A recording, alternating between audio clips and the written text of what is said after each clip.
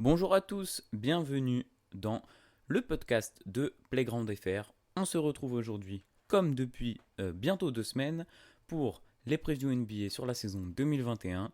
Et aujourd'hui, on rentre enfin dans les équipes qui auront l'avantage durant les playoffs, l'avantage du terrain, j'entends bien.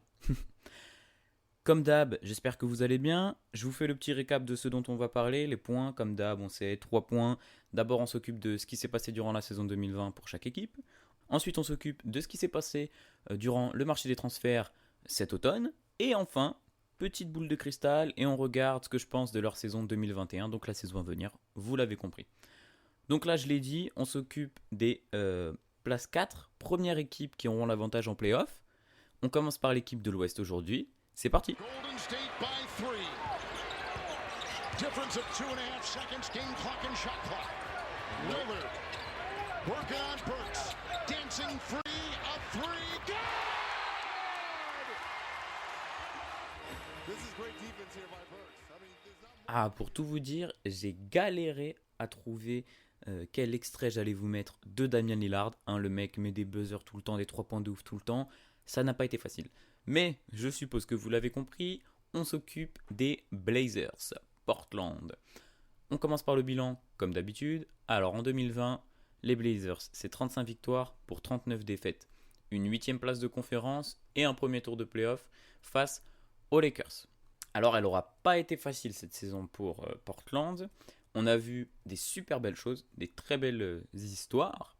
Et on a aussi vu des grosses galères. On va commencer par ça. Parce qu'après la blessure de Nurkic en playoff en 2019, on le sait, je crois, fracture de la jambe, alors peut-être ouverte, peut-être pas, je me souviens plus bien. En tout cas, sale fracture, saison blanche pour lui, qui n'a pas été totalement blanche grâce à cause du confinement et donc du retard de la saison et de la réouverture de la saison, beaucoup de fois saison, à Mickey, chez Mickey. En tout cas, quasi saison blanche pour Nurkic. Zach Collins qui se pète au bout d'une dizaine de matchs, je crois, lui qui a été un peu coupé dans son élan parce qu'il faisait, il commençait à être important dans cet effectif. Et puis bien sûr aussi la blessure de Rodney Hood, ce qui fait que ça commence à faire beaucoup là, non? Donc ça faisait beaucoup de joueurs importants qui n'étaient pas là. Et évidemment, bah, ça a eu dû être encore, entre guillemets, tout dans les bras de Lillard et de CJ McCollum. Mais quand tu commences à perdre Nurkic, Collins, Hood, là ça fait un peu trop et Portland a galéré en défense. Autant on a vu, j'en parle juste après, Lillard mettre le feu en attaque, autant en défense ça a été, bah voilà, vous l'avez, je l'ai sous les yeux, 3e offensive rating, 28e defensive rating. Donc autant dire que Portland cette année c'était les portes ouvertes de leur côté du terrain. Sinon, je viens de le dire, Lillard était sur la lune. Donc sa saison, c'est une saison en 30 points, 8 passes, 4 rebonds, une petite interception qui va bien, des matchs à 60 points, des matchs à 50 points. Ça a été n'importe quoi, c'était la folie, des buzzer beaters, des 3 points dans tous les sens. Lillard était incroyable. Et All-Star, mais blessé durant le All-Star Game. C'est vrai qu'il y a eu des petites blessures aussi, des petits bobos pour Lillard.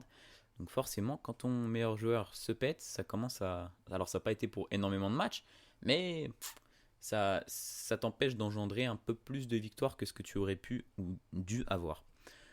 Mais en tout cas, donc étoile qui n'a pas pu concrétiser, on va dire, puisqu'il n'a pas pu aller au All-Star Game pour cause de blessure, et il a fait le push pour que ce soit Mister Devin Booker. Voilà, j'ai failli ne pas retrouver son prénom. Pour continuer, évidemment, à côté de Lillard, on a eu CJ, donc McCollum, qui a fait une jolie saison, base de 20 points, c'est 4 passés, 4 rebonds, voilà, rien à dire, le gars il fait ça. Alors en défense, c'est la galère, mais autant en attaque, voilà, on l'a vu. Bon, cette année ça n'a pas été le cas, mais en 2019, il a fait le boulot en playoff. Voilà, c'est un gars qui est capable de faire la différence offensivement. Le plan Trevor Ariza qui s'est pas super bien passé, donc le running gag Trevor Ariza qui est allé à Sacramento, ça n'a pas marché. Trade à Portland, on s'est dit c'est bien, ça apporte de la défense, moyen. Et puis là depuis un mois, Trevor Ariza a traversé les 4 coins du pays littéralement. Bon, en tout cas ça s'est pas super bien passé à Portland. Quelque chose qui s'est beaucoup mieux passé, du côté de l'Oregon, Monsieur Carmelo Anthony. Et oui, vous le savez je pense, si vous suivez un peu l'NBA. Grosse galère pour Carmelo, entre Houston, OKC, ça a été très compliqué. Et là, il arrive à Portland sans grandes attentes. Il y a déjà des stars dans l'équipe. En plus, il l'a dit, les propos sur Lillard sont très beaux en disant que ce sera un super Hall of Famer, que c'est un super leader. Et inversement, Lillard a bien fait savoir qu'il kiffait Melo. Mais en tout cas, super saison. Sur le poste 4, 3-4, je ne sais plus bien, de Melo, ses petits 15 points, bien sûr. Bon, défense, quoique, j'allais critiquer la défense de Melo, mais en tout cas, il avait de l'envie un peu cette année. On l'a vu s'arracher pour prendre certains rebonds. Offensivement, c'est toujours magnifique. Donc, gros point positif. C'est aussi pour ça que l'attaque de Portland était très cool. Parce que quand tu as Melo dans ton attaque, qui en plus comprend qu'il n'est pas la star et qui joue comme, on le sait, du côté de Team USA, bien sûr, ça fait un super joueur. Youssouf Nurkic, je vous en ai parlé, blessé. Hassan Whiteside, bon, on connaît le bonhomme. Quand il a envie de jouer, il est super, il fait du 15-15. Quand il n'a pas envie de jouer, c'est horrible. Donc bon, il a quand même envoyé du 15-13 sur la saison, c'est pas mal. Après, voilà, on sait ses limites, ses faiblesses, assez bon défenseur, assez gros contreur. Et puis voilà, quoi, faut qu'il ait juste envie de jouer, ce qui est pas mal. Et puis autour de tout ça, moi j'ai bien aimé aussi quand même la saison de Gary Trent Jr. en sortie de banc. Ça va être nickel, surtout pour l'année 2021. On arrive. Mais pareil, Anthony Simons, je ne sais pas comment vous voulez dire. Il y a eu des très belles saisons, des petits joueurs comme ça, Gary Trent, Anthony Simons, très très cool. Mais voilà, globalement vous l'avez compris, gros souci des blessures pour cette équipe de Portland, c'est fou ça. Portland, c'est pas la première année qui galère à cause des blessures. Et puis, malgré un Damian Lillard complètement incroyable, c'est un peu juston pour les playoffs. Donc ça a géré le play-in, ça a géré dans la bulle, parce qu'au début Portland était 9ème, et c'est Memphis qui a craqué un peu, et Portland qui est remonté. Ça a géré le play-in, et donc les playoffs. Premier tour face aux Lakers, ça prend le premier match, et puis finalement ça aurait été trop compliqué face à cette équipe monstrueuse de Los Angeles. En plus, il y a une petite blessure de Lillard, malgré le retour de Nurkic. Nurkic est revenu dans la bulle, mais ça a été trop court pour que ça fasse le boulot face à cette monstrueuse équipe de LA. Mais donc, on y va tout doucement, mais sûrement. La draft et la free agency de Portland, masterclass. Là, on est au niveau des Lakers, au niveau d'Atlanta. J'en ai parlé un peu pour Atlanta. Certains, il peut y avoir débat qui sont les champions de cette free agency, de ce marché des transferts. Mais Portland, attention, candidat très sérieux dans la bataille, on va dire, des équipes qui ont le mieux réussi leur automne, puisque c'est pas vraiment l'été, le mois de novembre. Donc, très gros candidat pour l'équipe qui a mieux réussi le marché des transferts. Donc, qu'est-ce que ça a donné du côté de Portland? Bon, niveau draft, vous allez vite comprendre que c'était pas la folie, mais l'objectif n'était pas vraiment là. Donc, ils ont sélectionné avec leur choix numéro 46, CJ LBI. Alors, un forward de Washington State, pardon. C'est tout ce que je peux vous dire. Je ne le connais pas du tout. Je sais juste qu'il a une coupe de cheveux à la Tahiti Bob. Voilà, on verra ce que ça donne. De toute façon, il ne devrait pas avoir énormément de minutes, sortir du banc et être, je sais pas, en garbage time ou pas beaucoup plus en tout cas. Ce qui est très intéressant avec l'été de Portland, ce sont tous ces trades qui ont été effectués ou même free agency. Free agency aussi pas mal. On commence par les départs parce qu'ils sont pas très importants. Whiteside et Ariza sont partis. Alors Whiteside, je crois que c'était la fin de son contrat si je me souviens bien. Mais bon, on sait c'est plus une galère qu'autre chose que ce joueur. Sachant que Enes Kanter est rentré au Bercail. En tout cas, bon, il a fait plusieurs teams. Mais c'est vrai qu'avec le maillot de Portland, on l'a vu faire des belles choses. Alors, toujours incapable de défendre, mais très intéressant en attaque. Et aussi Ariza qui s'en va dans un trade pour récupérer Monsieur Robert Covington. J'en parle juste après.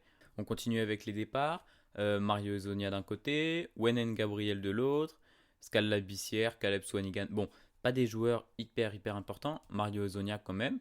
Mais après le reste, franchement, quand tu vois ce qu'ils récupèrent du côté de Portland, c'est très bien. J'ai parlé un peu d'Enes Kanter, Robert Covington, donc dans le trade euh, d'Ariza, là, lui qui est parti faire son périple autour des États-Unis. Robert Covington, c'est un super apport défensif, 3 points. Enfin, en fait, c'est juste le fit parfait dans cette équipe. C'est ce qui manquait pile poil en poste 4. À côté de Nurkic en plus, ça va être incroyable. Il va laisser la place dans la raquette à Nurkic, mais il peut aussi jouer à côté de lui. Ouais, c'est juste parfait. Robert Covington, je pense à Portland. Si le fit se fait, hein. Là, moi je dis tout ça, mais bien sûr que il faut que le fit se fasse pour chaque joueur qui arrive, bien sûr. Aussi, Derrick Jones Jr., hein, donc le marsupilami de Miami. Alors, au-delà d'un marsupilami, c'est aussi un joueur qui défend pas trop mal. Hein, c'est un ailier très longiligne, donc il va pouvoir faire le boulot sur les postes 3-4 pour défendre, pour aller chercher des passes de Dame. Donc, c'est vraiment très cool. Harry Giles aussi, qui était chez les Kings, est venu renforcer l'effectif de Portland. Et en plus, on l'a vu là en pré-saison, il a fait un gros match face à Sacramento. Hein.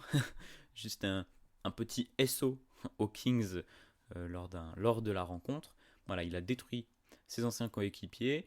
À voir ce que ça donnera, mais c'est pareil, c'est un joueur intéressant, assez jeune, même très jeune, qui pourra sortir du banc et qui vient ajouter une carte de plus dans la main de monsieur Terry Stotts, le coach de Portland. Maintenant, il va falloir qu'il gère tout ça. Donc, je vous l'ai dit là, les arrivées de Robert Covington, Derrick Jones, Enes Kanter, Harry Giles principalement. Et aussi, hein, ne les oubliez pas, on a Rodney Hood qui a signé son contrat malgré sa blessure. Alors, il n'a pas pris un chèque énorme, mais il a pris un petit contrat. Je ne pourrais pas vous dire les termes, je ne les ai pas sous les yeux. Et aussi, la belle aventure Carmelo Anthony qui continue. Lui, je sais qu'il signe 1 an. Et pour quel montant, je pourrais pas vous dire non plus. En tout cas voilà, Rodney Hood, ça doit être 3-4 ans peut-être. Et Carmelo Anthony, on est sur 1 an. Donc c'est un peu, et ça va être toute la question pour 2021, l'année ou jamais pour Carmelo. Et aussi peut-être pour Portland, pour Damian Lillard, pour tout l'effectif en fait. Est-ce que ça va être l'année ou jamais pour aller embêter les grosses cylindrées de l'Ouest et même accéder au final NBA? Bon, déjà, effectif super sérieux, free agency hyper bien géré, bravo. Ça, c'est déjà très bien. Ensuite, les blessures maintenant sont derrière eux. Nurkic il est revenu, Zach Collins, je sais plus s'il s'est reblessé ou pas, mais en tout cas, parce que je crois il n'est pas revenu durant la bulle, Zach Collins. J'ai pas envie de dire de bêtises, ou alors il s'est reblessé dans la bulle, je sais plus. Rodney Hood, normalement, va revenir, pas de blessure. Attention à cette équipe. Là, on a une équipe qui attaque très bien. Hein, donc, Damian Lillard, CJ McCollum. Bon, globalement, cette équipe attaque bien. Melo, évidemment. Mais aussi en défense, où ça va être hyper intéressant avec les Covington. On le sait, il est capable de prendre tout le monde. Nurkic dans la raquette fait un très gros travail. Hood sur le poste 2-3. Ça va être une régalade aussi en défense. Je pense qu'on va très bien passer du 28e ratings au pourquoi pas top 15, top 10 rating défensif, ça m'étonnerait pas. C'est ce qui manquait l'année dernière. Pour 2021, le front office a fait en sorte que Portland se soit dangereux des deux côtés du terrain. Voilà pour ça. Ensuite, avec tous les joueurs que je vous ai énoncés, déjà le 5 majeur, il va être hyper impressionnant. À savoir, alors, on va faire des 5 majeurs un peu fictifs, mais Damian Lillard, CJ ou Rodney Hood, pourquoi pas, à savoir si on veut plutôt défendre, plutôt attaquer, ou mettre Rodney Hood en 3 et mettre CJ McCollum à côté, Derrick Jones Jr., je vous l'ai dit, poste 3, 4, pourquoi pas, Robert Covington, Zach Collins, Carmelo Anthony, tout ça sur le poste 4, ça fait beaucoup. Tu peux jouer grand, tu peux jouer petit, tu peux mettre Yusuf Nurkic, tu peux mettre Enes Kanter pour aller attaquer. Enfin, les possibilités, elles sont incroyables. Est-ce qu'on n'a pas, déjà l'année dernière, avant les blessures, c'était une équipe qui était pas mal fournie. Est-ce que cette année, on n'a pas l'effectif le plus profond de toute la ligue, en fait, tout simplement? Moi, je pense que si. Je me mouille, je dirais que Portland a l'effectif le plus profond en même temps quand tous les postes sont doublés, voire même triplés par des joueurs qui sont assez intéressants. Donc c'est vraiment exceptionnel.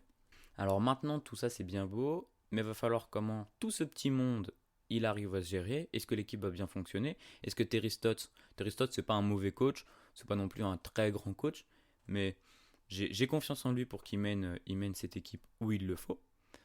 Mais je crois que je vous l'ai déjà dit dans la preview consacrée à Utah, en tout cas dans la partie de la preview consacrée à Utah, j'ai hésité. Au début, j'avais plutôt Portland en 5 et Utah en 4. Et en fait, avec les forces que Portland a, je les ai passés devant.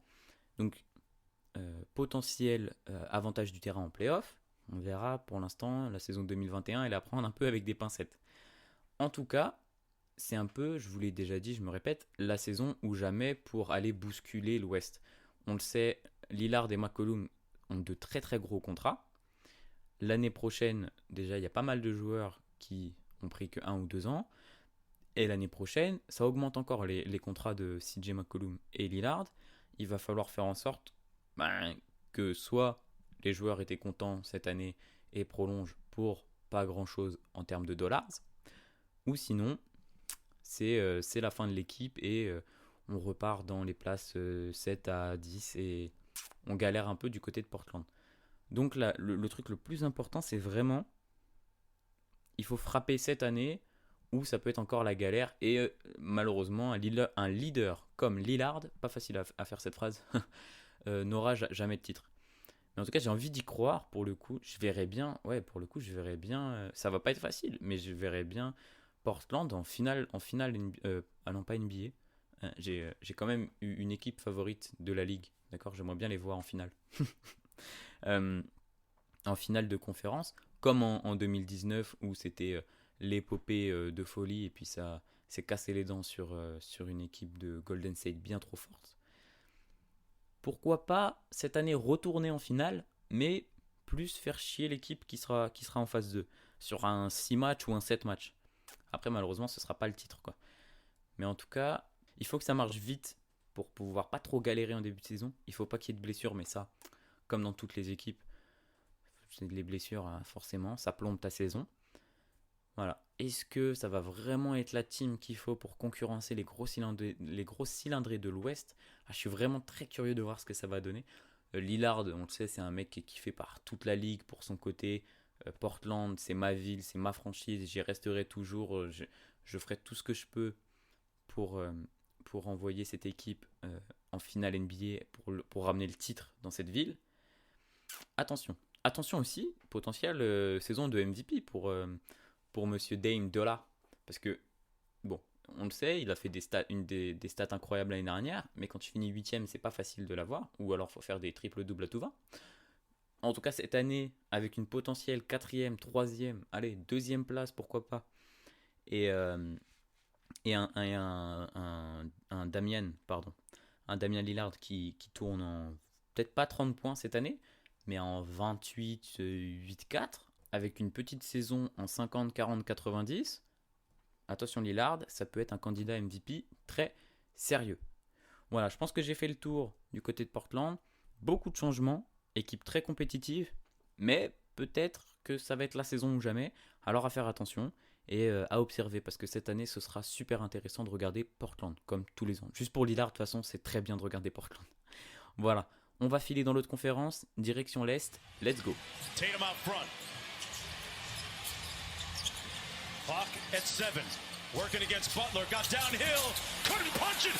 Bam says get it out of here. Adebayo, sky high with the block and rejection. That's why he's NBA All Defensive. Qui dit Bam Adebayo dit Miami Heat. Bien vu pour les plus connaisseurs. Non, sans blague, bloc incroyable. Je vous invite à retourner voir les images. Ce contre sur Jason Tatum. Très fort ce Bam Adebayo quand même. Mais on va avoir le temps d'en reparler puisque vous le savez, vous avez compris, on s'occupe de Miami, le Heat. Alors, petit bilan rapidement. 44 victoires, 29 défaites. 5e de conférence Est. Et, bien sûr, vous le savez, la plus belle histoire de la saison. Avec les Grizzlies, avec... pas grand chose en fait, surtout Miami, finale NBA face aux Lakers, alors que personne ne les attendait ici. Ou très peu de gens, les mecs qui habitent en Floride, quoi. Bon, on y revient tout de suite. L'arrivée de Jimmy Butler, elle est parfaite. Il est fait pour jouer dans cette équipe et dans cette franchise. Ça colle tout de suite, c'est magnifique. Il apporte sa niaque de grand malade dans ce jeune collectif, parce que ça reste quand même une équipe avec des jeunes joueurs. Hein. J'en parlais, Bam Adebayo, bon alors lui, quel joueur incroyable. En attaque, capable de prendre du rebond, comme en défense aussi, capable de faire des passes, des bons écrans, une bête athlétique qui est capable de défendre sur tous les postes. Hein, certains le voyaient défenseur de l'année ou MIP. Quand un joueur il est dans ces discussions-là, c'est qu'en général, sa saison elle s'est bien passée. Statistiquement, pas incroyable, comme Jimmy Butler. Statistiquement, en fait, ça a été très étalé sur tout le collectif. Parce qu'en fait, cette équipe, c'est un collectif. Il n'y a pas de forcément Butler est à la tête. Mais c'est un magnifique collectif, super bien huilé par Eric Spoelstra. Il faut en parler de lui. On le connaît maintenant, il a été chercher ses titres avec LeBron James. Mais en tout cas, ça reste un coach de fou. Il a galéré un peu là ces dernières années dans les places 7 à 10, des fois pas en playoff, mais toujours avec 4 bouts de ficelle. Il te fait, j'en sais rien moi, il te fait un parachute. Donc c'est complètement fou. Développement des jeunes, j'en parlais, Bam Adebayo qui a seulement 22 ans, Duncan Robinson qui est un peu plus vieux, mais lui, quel shooter ahurissant, pratiquement 45%, même ça se trouve 50% à 3 points. Que dire de plus, si ce n'est bravo Pat Riley, bravo Eric Spoelstra. À côté de lui, alors en sortie de banc, le chouchou de l'équipe, Tyler Hero. Voilà, pareil, shooter de dingue. Même chose que Duncan Robinson, hein, sauf que lui, c'est vraiment un gamin pour le coup. En, en saison régulière, alors là, encore un chapeau baissé en saison régulière, hein, parce qu'en playoff, Kendrick Nunn a eu un peu plus de mal, mais en saison régulière, qui prend la place de titulaire devant Monsieur Goran Dragic, j'en reparle tout de suite. Et il a fait un taf de fou, Kendrick Nunn, parfait dans son rôle. Il n'a pas été drafté, je vous le rappelle. C'est vrai que ça choque un peu en playoff. Hein. C'est vraiment, on voit que c'est une première année et qu'il va falloir se développer un peu. Mais en playoff, qui vient faire le rôle de patron à la main? Goran Dragic, évidemment, parfait en sortie de banc et qui après prend les rênes pendant les playoffs. Tout va bien. En fait, tout le collectif et puis les arrivées de départ de Justice Winslow qui avait montré des super choses. Dommage pour l'équipe. Mais quand tu fais venir Jay Crowder et André Iguodala, bon bah, qu'est-ce que je te dise moi? Équipe hyper défensive, au collectif trop bien huilé. Voilà, ça donne la surprise de la saison. Ça roule sur tout le monde en playoff. On en parle tout de suite. Euh, Indiana d'abord, au premier tour, 4-0. Voilà, on n'en parle plus. Bonjour, bonjour, au revoir. Ensuite, la sensation de la saison. Énorme désillusion pour Milwaukee, qui se fait sortir 4-1 par Miami. Alors, il y a eu quand même la blessure de Giannis, hein, donc a manqué 2 matchs, 3 matchs. Je n'ai pas sous les yeux, je pourrais pas vous dire. Mais voilà quoi. On savait qu'il allait avoir une équipe qui allait être poil à gratter pour les Bucks, notamment parce que, je l'ai dit, Bam Adebayo, trop bon défenseur, qui peut réussir à contenir Giannis, et collectif, qui défend trop bien dans tous les cas. Donc forcément, face à une équipe qui est centrée sur un seul joueur très fort, bah c'est parfait d'avoir une équipe aussi bonne défensivement. Donc, gentleman sweep 4-1. Et puis, très beau combat face aux Celtics. Malheureusement, les Celtics un peu trop verts. Quel jeu de mots incroyable. Donc, un peu trop jeune, un peu de manque d'expérience. Pas assez rugueux pour ces chiens qui sont à Miami. Et donc, 4-1, 4-2. Bon, en tout cas, 4-1 aussi, je crois. 4-1, puisque si je me rappelle bien, les deux équipes, Lakers et Heat, arrivent avec le même bilan qui devait être de du coup 12-3. 12-3 et 12-3, donc voilà, ça roule sur l'Est. Et puis, comment tu fais face aux Lakers? Très compliqué. On le savait dès le début, on le savait. Surtout que tu ajoutes la blessure de Dragic, la blessure d'Adebayo, Butler pareil qui se tord la cheville, ça commence à être un peu trop. Et donc le Heat a dû s'incliner avec panache, puisqu'ils ont quand même pris 2 matchs, si je dis pas de bêtises. Là, je vous avoue que c'est uniquement à la mémoire et c'est pas facile, mais en tout cas, ils s'inclinent face aux Lakers. Magnifique histoire cette saison. Et que rajouter de plus à part un immense bravo à tout ce collectif et à Eric Spoelstra et à monsieur Patoche, Pat Riley. Voilà, je me suis assez répété. Maintenant, fallait gérer pour cet automne, puisque vous l'avez compris, ça a été quand même une surprise. Et une équipe qui surprend 2 saisons d'affilée, c'est pas le cas. Tu peux pas faire ça, tu peux surprendre une saison, tu peux pas surprendre 2 saisons. Voilà, on n'ira pas jusqu'à 14, mais c'est trop compliqué. Après, la saison d'après, il faut se renforcer et bam, venir direct en tant que contender. Donc on le fait rapidement ou pas, parce que quand même, assez grosse free agency, et même la draft, hein, j'en parle aussi, du Miami Heat. Avery Bradley et Maurice Harkless qui arrivent. Voilà, comment vous dire qu'ils vont être comme 2 poissons dans l'eau, des chiens qui défendent et qui sont capables de shooter. Quoi de mieux? Ils vont venir combler les pertes de Crowder, voilà, donc qui était capable de défendre et de shooter sur le poste 3, 4, 2, 3, 4, et Derrick Jones Jr., donc j'en ai parlé juste avant parce que lui a rejoint Portland, capable de défendre aussi, et puis le marsupilami. Donc voilà, Avery Bradley, Maurice Harkless, déjà, nickel, c'est parfait. Et à la draft, Precious Achiuwa qui arrive, vous connaissez Adebayo, vous avez le Adebayo 2.0. Comment vous dire que avec Udonis Haslem qui a re-signé pour 1 an et Adebayo qui vont prendre en main Precious Achiuwa. Alors pour ceux qui ne connaissent pas, pivot, hyper athlétique, capable d'un peu tout, pivot du futur, pourquoi pas, maintenant qu'Adebayo a redéfini un peu le statut de pivot en NBA qui était un peu oublié, ça va revenir très fort dans les prochaines années. Et là, Precious Achiuwa entre les mains de Udonis et de Adebayo, c'est trop. C'est beaucoup trop. C'est très très bien joué encore une fois de la part de Pat Riley. Et alors si c'était pas assez de récupérer un pivot incroyable et 2 joueurs qui sont mentalité Miami Heat, les joueurs qui prolongent, c'est encore mieux. Adebayo, il met la daronne à l'abri avec un très gros contrat, hein, donc la prolongation de son contrat rookie. Dragic, sur 2 ans, il va continuer son taf de malade, que ce soit en sortie de banc ou en poste de titulaire. Que dire de plus, hein, lui il est fait pour être dans cette équipe aussi, à côté de Butler, ça s'entend très très bien. Myers Leonard, pareil, qui pourra venir dans la raquette, poste 4, faire son charbon. Olynyk, il prend son année à 13 millions, pourra être utile, on l'a vu. Spoelstra, il sait l'utiliser en tant que shooter aux cheveux longs.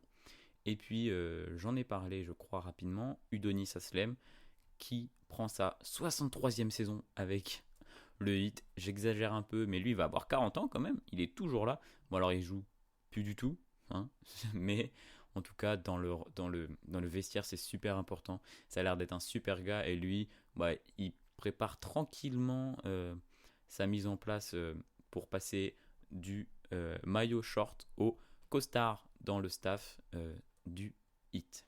Donc vous l'avez compris, pas d'énormes changements, hein. Surtout 3 ajouts très très intéressants, mais pas d'énormes changements, pas d'énormes pertes non plus, puisque bon, Derrick Jones c'est pas très important, Crowder il a fait une demi-saison, il était très intéressant, mais il n'est pas resté très longtemps. Et voilà, surtout, on est sur la continuité, comme on l'a vu par exemple avec le Jazz qui croit en sa continuité. Pareil pour Miami. Bon, eux, ils sont allés en finale, donc ils peuvent croire en leur force. Mais donc maintenant, je vous l'ai dit, cette année, ils sont contenders. Voilà, donc moi, je les place juste une position au-dessus de leur année dernière. Et puis, franchement, c'est presque pareil parce que dans la bulle, ils ont fini 5e, mais ils étaient à un match d'écart, je crois, à une défaite de plus que les Pacers. Donc voilà, je les place globalement au même endroit que l'année dernière. Vous l'avez compris, comme d'hab je le dis, il y a des équipes qui se sont renforcées, il y a des équipes qui sont très fortes à l'Est. Voilà, je pense que vous avez compris qui sont les 3 équipes qui seront au-dessus du 8. Je vois pas spécialement Miami briller de toute manière en saison régulière. Je pense pas que ce soit la mentalité de cette équipe. Voilà. Je pense que ramener n'importe qui face à eux en playoff, en fait, et ils voudront faire le taf. N'importe quelle équipe, avantage du terrain ou non, de toute manière, je l'ai déjà dit pour les Blazers, c'est assez flou sur la saison 2021. Donc, ramener que ce soit les Bucks, les Celtics, les Nets, les Sixers, ça peut être un peu plus compliqué. Mais bon, cette équipe, elle est capable de défendre. Encore une fois, ils ont pris des joueurs capables de défendre qui vont se fondre à merveille dans ce collectif. Et puis les ajustements du coach, voilà, que dire de plus. En plus de ça, les jeunes comme Kendrick Nunn, où ça s'est un peu mal passé en playoff. Tyler Hero, qui lui, les playoffs, ça avait vraiment pas l'air de le déranger. Pareil pour Duncan Robinson, évidemment. Ça fait un énorme gain d'expérience en plus pour tous ces jeunes. Donc ça, c'est pareil, c'est parfait. Aller en finale NBA quand c'est ta première saison dans la ligue, c'est nickel. Et il y a quand même, va falloir quand même faire attention. Là, les transitions sont un peu brutales. Mais il y a un grec qui va les attendre avec, c'est même plus un couteau qu'il va avoir entre les dents, ça va être une machette. Hein. L'équipe a beaucoup énervé les Bucks, je pense, et en particulier Giannis, puisque là on peut en parler durant la saison 2021. Miami était l'un des favoris pour récupérer Giannis. Malheureusement pour le Heat, il a signé le plus gros contrat de l'histoire chez les Bucks, donc j'aurai le temps d'en reparler durant la preview consacrée aux Bucks. Mais il faudra faire sans la Free Agency 2021 pour aller récupérer Giannis l'année prochaine. Mais on est dans les tuyaux maintenant, enfin il y a dans les tuyaux maintenant la potentielle arrivée de James Harden avec le Heat offre tout le collectif. Pour moi, ce serait une énorme erreur que le Heat. C'est compliqué à juger quand même ce choix-là. Mais ce collectif a très bien fonctionné. Il a allé en finale NBA Day 1, enfin année 1 plutôt. Et c'est James Harden, on le sait. James Harden, il vaut tous les rosters du monde si vous voulez. Mais après, il faut voir comment il s'incorpore. Lui, on a déjà vu que c'était pas. Alors, il fait des perfs de malade en saison régulière, mais en playoff, c'est pas vraiment le joueur qui brille en playoff. En tout cas, il l'a jamais démontré. Et à voir si ce serait. Il défend pas. Enfin, vous voyez très bien ce que je veux dire. Est-ce qu'il a la mentalité du hit? Ça, pour moi, clairement pas. Donc après, voilà, c'est à voir. Si James Harden débarque demain, est-ce que c'est un énorme step-up pour cette franchise ou est-ce que c'est une grosse erreur de dégager tout ce collectif qui est super bien mis en place par Spoelstra? C'est à voir. Moi, je pense plutôt sur la deuxième catégorie et je serais plutôt partisan de rester dans la continuité de ce qu'a fait le Heat en 2020. Donc pour moi, c'est impossible que Miami ne soit pas top 4 de l'Est.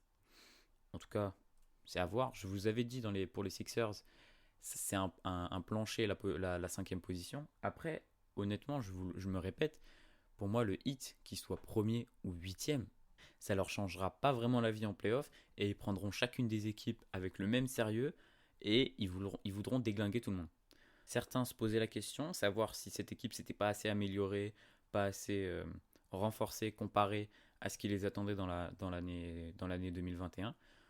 Je suis pas d'accord avec ceux qui disent qu'ils se sont pas assez améliorés. Ils ajoutent deux joueurs, je vous l'ai déjà dit, qui seront parfaits, un très bon rookie, et donc sur la continuité qu'ils ont, je vois pas pourquoi, avec le sérieux qu'ils ont montré, voilà, surtout ça, le sérieux et l'envie qu'ils ont montré, ça m'étonnerait que le Heat aille pas au moins en finale de conférence défendre leur titre de champion de conférence Est. Voilà. Alors en finale NBA, peut-être pas, mais pour moi, le Heat, ils peuvent prendre n'importe qui, n'importe quand, même en 2021, hein, sur la suite de leur saison 2020.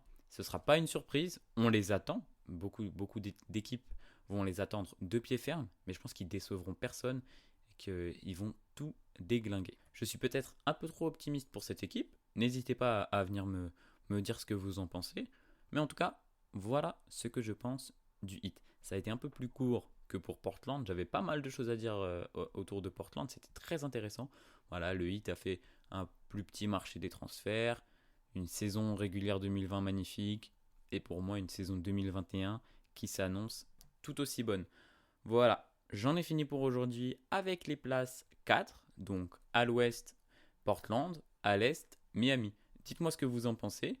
Comme d'hab, venez me rejoindre sur Instagram pour qu'on discute. Si vous n'êtes pas d'accord et que vous voyez Portland numéro 1 de l'ouest ou Miami numéro 8 de l'est, qui sait. Venez sur Instagram pour discuter. Bien sûr, comme d'hab, retrouvez mes classements. Ce sera plus visuel, ce sera plus parlant. Puisque si vous n'avez pas écouté les previews, vous avez les petits résumés sur Instagram. N'hésitez pas non plus à aller écouter les previews précédentes. C'est toujours d'actualité malgré le fait que la saison reprenne dans 2 petits jours. Alors je sais, j'ai sauté un jour, j'avais trop de travail. Je reviens, vous inquiétez pas, il y aura un jour où il y aura 2 previews, je vous le promets. De toute façon, j'ai pas le choix puisque la saison reprend mardi nuit. Un peu bizarre de dire ça comme ça, mais ça revient dans la nuit de mardi à mercredi. J'espère que ça vous a plu, comme d'hab. N'hésitez pas à partager le podcast, à laisser des étoiles, des pouces. Je ne sais pas comment ça fonctionne sur toutes les applications.